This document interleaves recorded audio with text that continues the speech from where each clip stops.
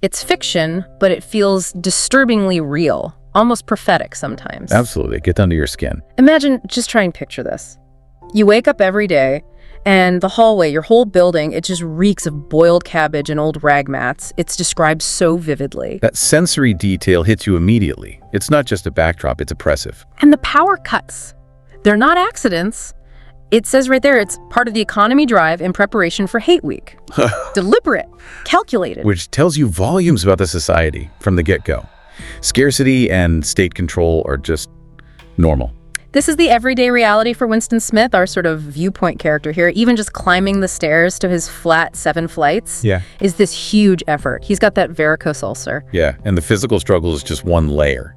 Because what's on every landing? That poster, the face. Huge. Enormous. Big Brother.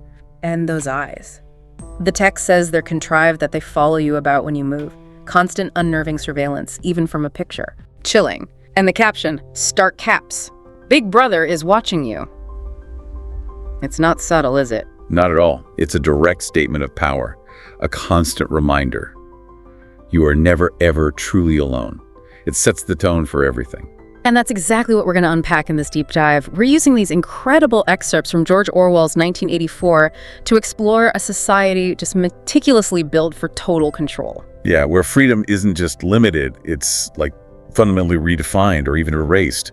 And truth is whatever the party says it is, minute to minute. Our source material here is so rich. It's more than just a story. It's almost a manual, isn't it? A blueprint for how a totalitarian state works, its mechanisms. Definitely. The details are shocking, honestly. They really make you stop and think about our own world, our own relationship with information and power. So our mission today is to guide you through these texts, look at the tools, the surveillance, the propaganda, the language control, even the attacks on, basic human connection.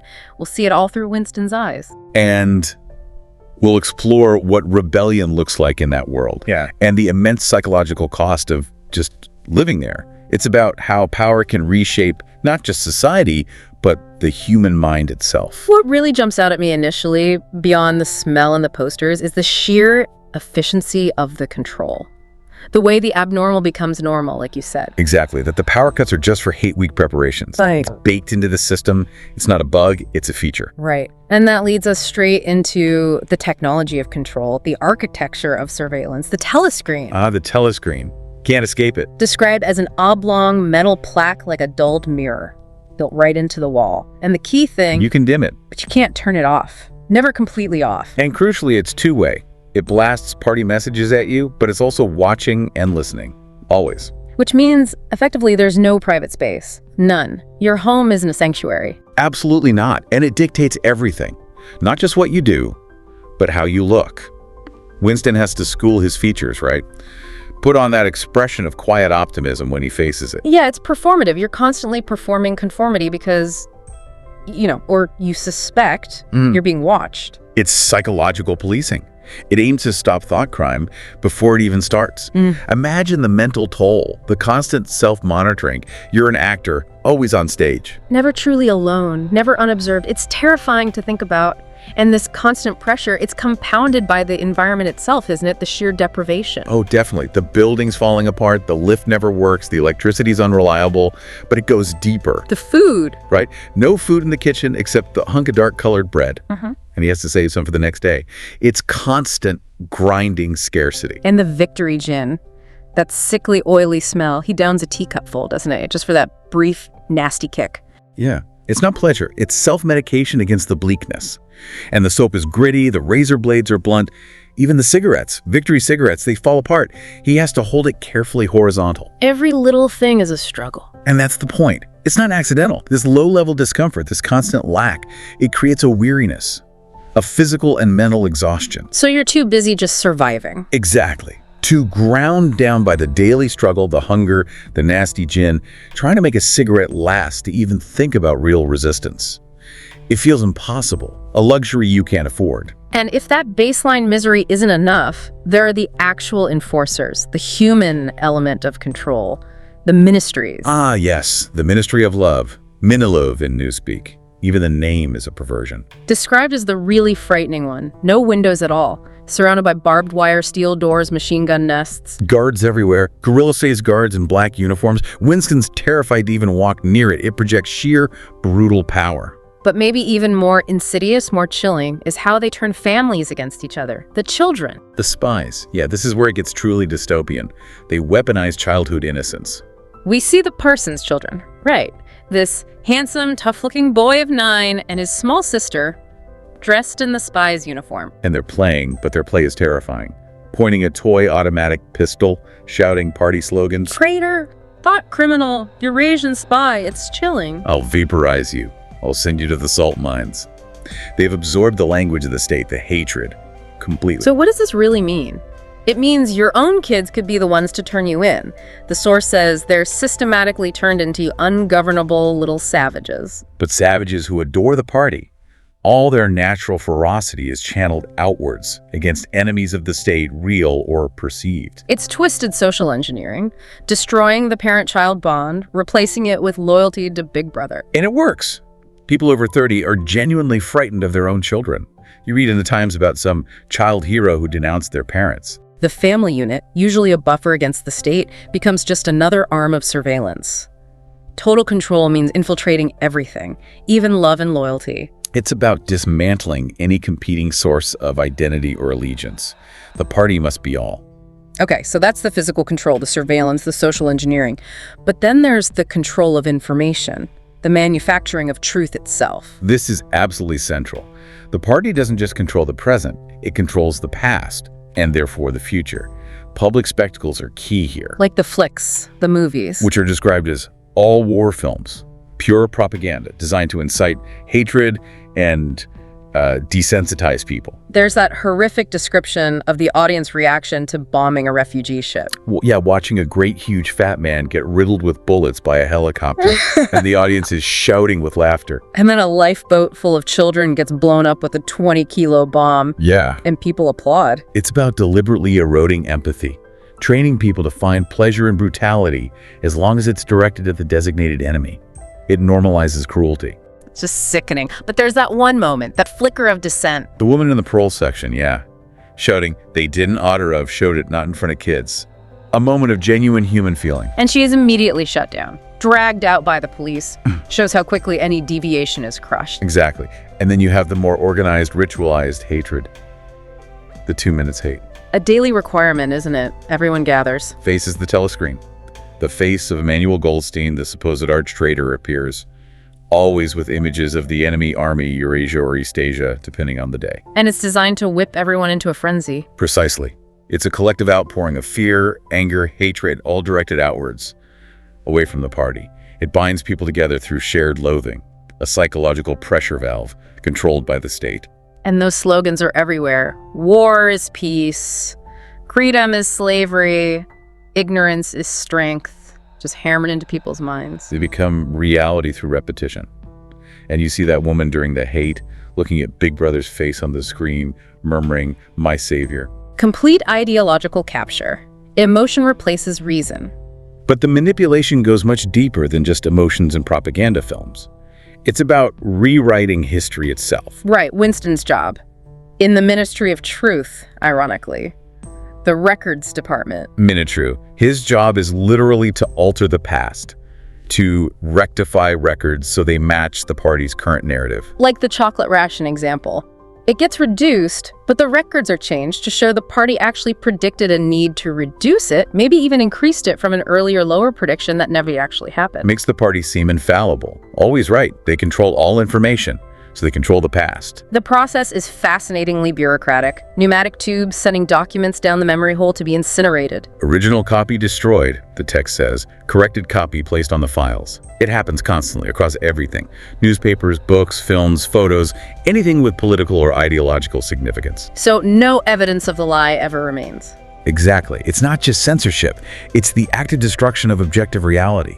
How can you prove a falsification happened if all evidence of the original truth is gone? History becomes that palimpsest, scraped clean and rewritten whenever needed. The source says the largest section in records is dedicated to tracking down and destroying old documents. It's a massive ongoing effort. And Winston even creates a whole person, doesn't he? Comrade Ogilvy? Right, a fictional war hero. Writes articles about him, gives him a history, and once the forgery is done and the evidence destroyed, Ogilvy had never existed in the present, now existed in the past. He becomes real because the record says so. It's mind-bending. By controlling the past, they control the present narrative. And by controlling the present, they lock down the future.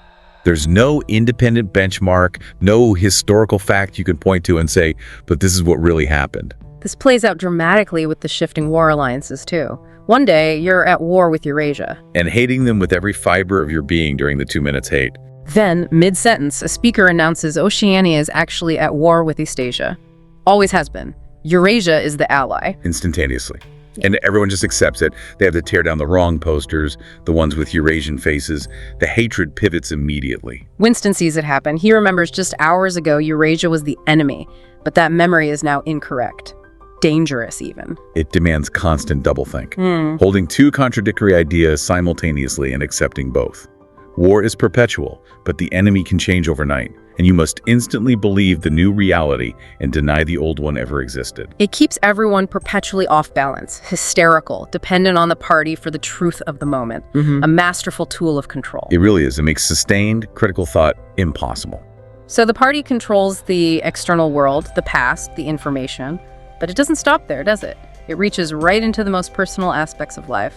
Sex, relationships, love. Oh, absolutely. The party views personal loyalties and uncontrolled emotions as inherently threatening. Their aim regarding sex is explicit. Kill the sex instinct, or, if it could not be killed, then to distort it and dirty it. They promote things like the Junior Anti-Sex League. Julia wears their sash. Right, a symbol of supposed purity and devotion to the party line on relationships. Marriage is purely functional, to beget children for the service of the party. And the ideal is artsome artificial insemination, completely removing pleasure and intimacy from procreation. For Winston, his past encounters, like with the prostitute, were furtive and joyless, just a necessary outlet, not real connection. But even that is less serious than actual intimacy between party members. Why is that the unforgivable crime, promiscuity between members? Because that implies genuine desire, choice, pleasure, maybe even love, emotions, and loyalties that exist outside the party's control. That's the real danger. An independent emotional life is subversive. It's a bleak view of human connection, which makes Julia's arrival so significant.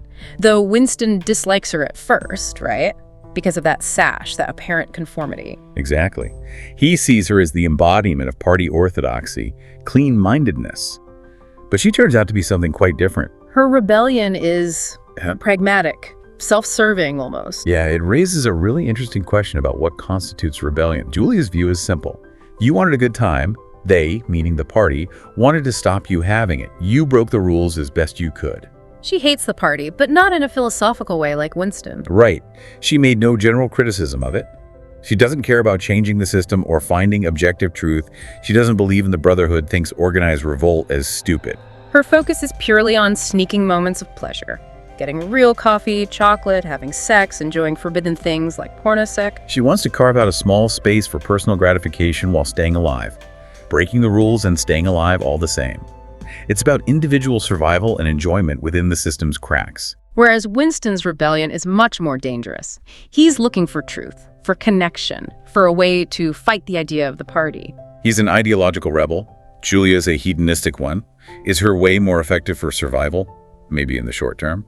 But Winston's challenges the party at its core. And that deep yearning for connection, for something real, is what drives Winston towards Julia and towards risk. He reflects on the coldness of party women, his desire for a real love affair. The relationship has to be conducted in absolute secrecy. Talking by installments, whispering in noisy crowds, snatching moments when they think the telescreen can't see or hear them. Every touch, every word is fraught with danger. Which makes finding that room above Mr. Charrington's shop so incredibly important. Crucial. That moment Winston checks and realizes there's no telescreen. You can almost feel his relief. It's a sanctuary. A hiding place that was truly their own. With that old gate leg table, the smell of dust, the paperweight, fragments of a lost world. Even though the bookcase is empty of actual old books, the space feels like it belongs to the past, to a time before total surveillance. It allows them a bubble of privacy. And in that bubble, they can experience simple, forbidden pleasures, like real coffee with real sugar. Things we take for granted become acts of defiance. Exactly. Sharing intimacy, enjoying a taste of something genuine, these become revolutionary acts.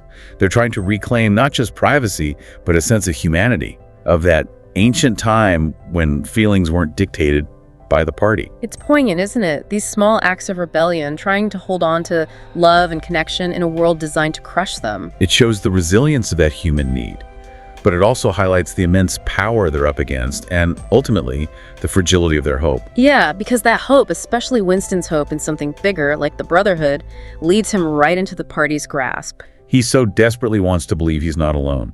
He clings to rumors of vast underground conspiracies, looking for any sign. And he projects that onto O'Brien, the inner party member, based on almost nothing, right? A single flash of the eyes, an equivocal glance during the hate. It's pure projection, fueled by desperate hope. He builds this strange intimacy in his mind.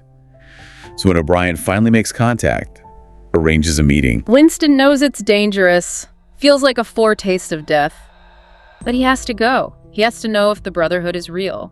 he steps into O'Brien's world, the luxurious flat, the servant, the ability to turn off the telescreen, the taste of wine. It feels like confirmation, like stepping into the heart of the resistance. O'Brien gives him the book, Goldstein's supposed manifesto. It seems like everything Winston hoped for. But then O'Brien starts asking those questions. In general terms, what are you prepared to do? And the list is horrific murder, sabotage, betrayal. And O'Brien reveals the supposed nature of the Brotherhood, fighting in the dark, isolated cells, no real knowledge of the larger network. Confession under torture is inevitable. Unavoidable, O'Brien says. And the chilling part, when you're caught, you will have very little to confess, other than your own actions. Meaning, the Brotherhood itself, as Winston imagines it, might be entirely controlled or even fabricated by the party. It's a honeypot, a way to identify potential rebels, let them incriminate themselves, and then neutralize them without them revealing anything significant. Wow. So even the hope of rebellion is weaponized against you. It's terrifyingly brilliant, a self-policing system. The desire for freedom becomes the mechanism of its own destruction. And that destruction happens in the Ministry of Love. The arrest itself is terrifyingly predictable. It was at night that they came for you. Always at night. No chance for escape or suicide, really. The party wants you alive. They want to break you, not just kill you. Inside Minilove, it's a nightmare. That cell with no darkness, constant light to break your sense of time and self. And the physical torture is relentless, systematic. Fists, truncheons, steel rods, boots, attacking every part of the body. It's not about information. Confession is just a formality. It's about breaking the will. Exactly. And then there's the looming threat of Room 101. Even hearing the name terrifies other prisoners, like Ampleforth and Parsons. They know what it means. What does it mean? It means the place where you confront the worst thing in the world, and the worst thing is different for everyone. It's personalized psychological torture designed to make you betray your deepest self, your last loyalty. And Winston realizes, even before Room 101, that the physical pain is already doing that. He thinks he'd save Julia by taking double the pain. But he admits it's just an intellectual decision. He doesn't feel it. The pain is too absolute. It burns away everything else. Empathy, loyalty, love. It reduces you to pure instinctual survival. Which is exactly what O'Brien demonstrates during the interrogation. The torture isn't random, it's controlled, like with the 5 fingers test. Right. O'Brien holds up 4 fingers, insists Winston sees 5, and uses that dial to inflict unbearable pain until Winston tries to see 5. Until reality itself breaks down under duress. And O'Brien just lays it bare. The party seeks power entirely for its own sake. The object of power is power. No higher goal, no ideology beyond domination. It's a terrifyingly pure distillation of tyranny. No pretense of a better future, just power for its own sake, forever. And they achieve it by controlling reality itself. He claims the stars are just bits of fire a few kilometers away, that the Earth is the center of the universe. Basic scientific facts denied. And when Winston protests, O'Brien asks, have you forgotten doublethink? The ability to believe contradictions because the party says so.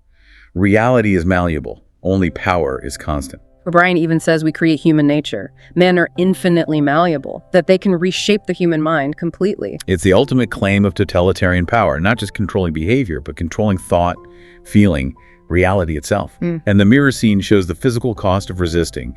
Winston sees himself broken, seamed, ruined. But then they build him back up physically. Yes, but it's a horrifying kind of recovery. He gets stronger, healthier, but it's because he's starting to surrender mentally.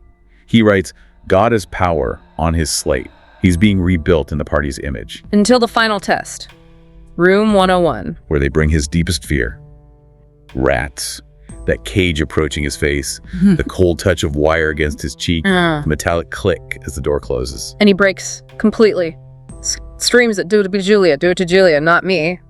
That's the ultimate betrayal. Sacrificing the person he loves to save himself from his deepest terror. It severs his last connection to his own humanity, his own identity. The party wins. They haven't just broken his body, they've broken his spirit, they've hollowed him out. And replaced his core with loyalty to them. It's the perfection of their control. And a key part of maintaining that control, preventing dissent before it even arises, is Newspeak, the language itself. Yes, Newspeak is perhaps the most insidious tool of all. Its purpose isn't just to provide expression for the party ideology, but to make all other modes of thought impossible. How does it do that? By limiting words? Primarily, yes. It aims not to extend, but to diminish the range of thought. By cutting down the vocabulary, eliminating undesirable words, and stripping away secondary meanings, nuances, ambiguities. Like the word free. It still exists, but only in a very narrow sense. Right. This dog is free from lice, or this field is free from weeds. But the concept of political or intellectual freedom, that's gone. The word can't be used that way because the concept itself is being eliminated. Thought crime becomes literally impossible if you don't have the words to think it. You can't articulate dissent if the words don't exist. Or even formulate the thought clearly in your own head. It's like building mental walls, and the grammar is simplified too. Making complex ideas harder to express. Exactly. Lots of interchangeability between parts of speech. Think is the noun and the verb. Nice is the noun and the verb for cut. Simple suffixes like humble for adjectives, speedful, and humbles for adverbs, goodwise. It smooths out the language, removing the texture needed for complex, critical, or unorthodox thought. It's creating that mental cage, like you said, controlling the few cubic centimeters inside your skull. It's preventative thought control. Absolutely. And then you have specific types of words, like the B words. They often carry this built-in, positive, party-approved judgment, like belly feel, a blind, enthusiastic acceptance. And some words are designed just to destroy meaning. Yes, words like old think, meaning the unorthodox ideas of the past. Their function is to bundle up and condemn entire ranges of thought without engaging with them, allowing vast swaths of history and philosophy to be dismissed with a single loaded term. So language becomes a weapon not just for propaganda, but for literally shrinking the mental landscape. Precisely. If you control the language, you control the limits of thought. It ensures the party's ideology is the only one that can be coherently expressed or even conceived. It's about achieving stopping dangerous thoughts automatically before they fully form. Okay, so Newspeak controls the inner world. What about the outer world? The perpetual war seems crucial too. Absolutely essential. Remember the setup. 3 superstates, Oceania, Eurasia, Eastasia, locked in permanent, shifting warfare for decades. But the source makes it clear this war isn't about winning. Not at all. It's a warfare of limited aims. The states are unable to destroy one another, they have no material cause for fighting, and no genuine ideological difference. It's not like the total wars of the past. So why have it? For internal control. The wars serve several crucial functions domestically. First, it maintains a constant war hysteria. Keeping everyone afraid, hating the enemy, loyal to the state. Exactly. Atrocities are normalized, even meritorious if committed by your own side. But paradoxically, the actual fighting is limited, involving very small numbers, causing comparatively few casualties in the heartlands. It's mostly fought over disputed territories, far away. So for the average person, the main impact is? A continuous shortage of consumption goods. The war justifies scarcity. It eats up any surplus production. If people were comfortable, educated, had leisure time, they might start thinking. Deprivation keeps them focused on survival. And the occasional rocket bomb keeps the fear real. Right, a constant low-level threat. It also explains why progress is stalled. Science depends on the empirical habit of thought, which can't survive under the party. So the world is actually more primitive than 50 years before, except in war tech. So the war is a distraction, an excuse for poverty, a way to channel hatred outwards. And a way to consume surplus production without raising the standard of living. It locks society in a state of managed crisis. It justifies the party's absolute power. And O'Brien's point about the states propping each other up. Yes, that's the final chilling piece. The ruling groups know the war isn't winnable and isn't meant to be won. They know the party seeks power entirely for its own sake, The three states prop one another up like three sheaves of corn. So the conflict maintains the status quo everywhere. Exactly. It's the ultimate doublethink on a geopolitical scale. They know the war is internally necessary, but maintain the public fiction of seeking victory. The denial of reality is fundamental to INGSOC and its rivals. They are all essentially the same system, preserving hierarchy through perpetual managed conflict. War is peace in the sense that it prevents internal collapse or revolution. Which brings us finally back to Winston's end, his complete surrender. It's heartbreaking because it's so total. He accepts everything. The past is fluid. God is power. He understands that resistance was futile, only surrender and everything else followed. His mind just gives way. The physical description after his release is haunting. Fatter, redder, a coarse, unhealthy look. A grotesque parody of health. Physically restored, but mentally obliterated. He just sits at the Chestnut Tree Cafe playing chess, waiting. An empty vessel. And that last meeting with Julia, it's just emptiness. No feeling left. They both admit their betrayal. I betrayed you. I betrayed you. But it's devoid of meaning. The parties successfully destroyed their connection, their love, everything. He traces 2 + 2 = 5 in the dust. He accepts the party's reality. And then the final lines. He sees the poster of Big Brother and feels not hatred, but love. Genuine, engineered love. He's won the victory over himself. He loves Big Brother, waiting for the bullet whenever it comes. Chilling. Because the party didn't just want to kill him, they wanted to change him, to convert him. That's their ultimate triumph. Not just silencing dissent, but eliminating it from the human heart and mind. Replacing individuality with perfect conformity and love for the oppressor. It's more absolute than death. So wrapping this up, the biggest takeaways for me are about the sheer power of controlling information and manipulating psychology. How fragile truth and memory really are when they're systematically attacked. And that constant tension between the individual wanting freedom and connection and the crushing weight of the collective demanding conformity.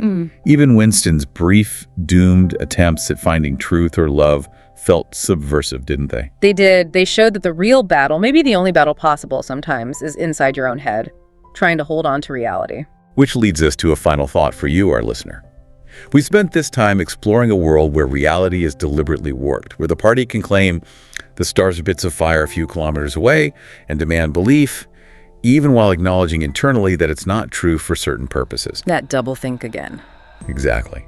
So, the question for you is, in our own world, with information coming at us constantly, from countless sources, often conflicting, sometimes deliberately misleading, how do you navigate that?